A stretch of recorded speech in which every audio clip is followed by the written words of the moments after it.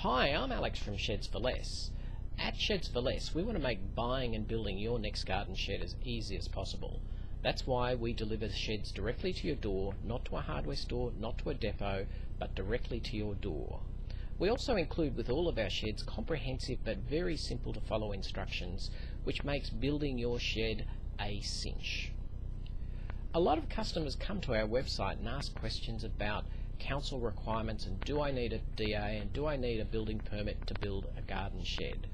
Well, the simple answer to that is probably not. Garden sheds are what they call an exempt or complying development, and what we've done here is we've devised a series of videos that will walk you through how you can ensure that your garden shed build becomes an exempt or complying development so that you don't need to apply to council for a DA or a building permit. So without further ado, have a look at some of these videos.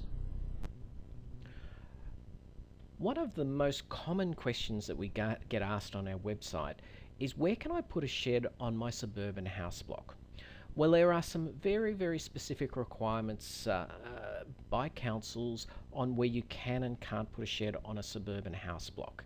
And as long as you abide by where the council says you can put your shed, you become what they call an exempt or complying development, and that means that you don't have to apply for a DA or get a building permit for your shed.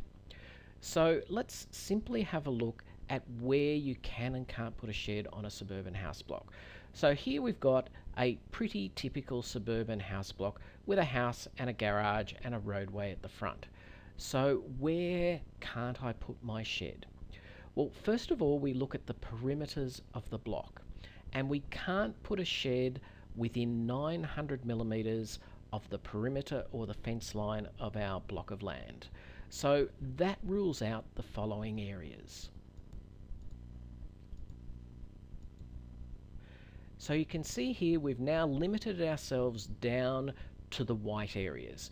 We can't put a shed within 900 millimeters of the left or right or the back boundaries of our suburban house block. But where it gets a bit confusing is, can I put a shed at the front of my house? Well, the answer to that is that you can't put a shed at the front of your house without getting a council permit, and that blocks out the following areas. So you can see here that I can't put a shed in front of my garage, and I can't put a shed in the front of my house. Now, I can't do that without getting a permit from my local council. However, I can put a shed in all of the white places that are left on this diagram, and I can put a shed up in these areas without getting a DA or without getting a building permit from my local council, as long as I comply with all of the other requirements of what they call an exempt or complying development. And we'll go through some of those other requirements in a couple of other videos. But in terms of setbacks and perimeters, this is the story. You can't build a shed in any of the pink areas, but you can build a shed in the white areas. So I hope this has made it nice and clear, and as always, I'm Alex from Sheds for Less, and we're trying to make building a shed simpler. See you later.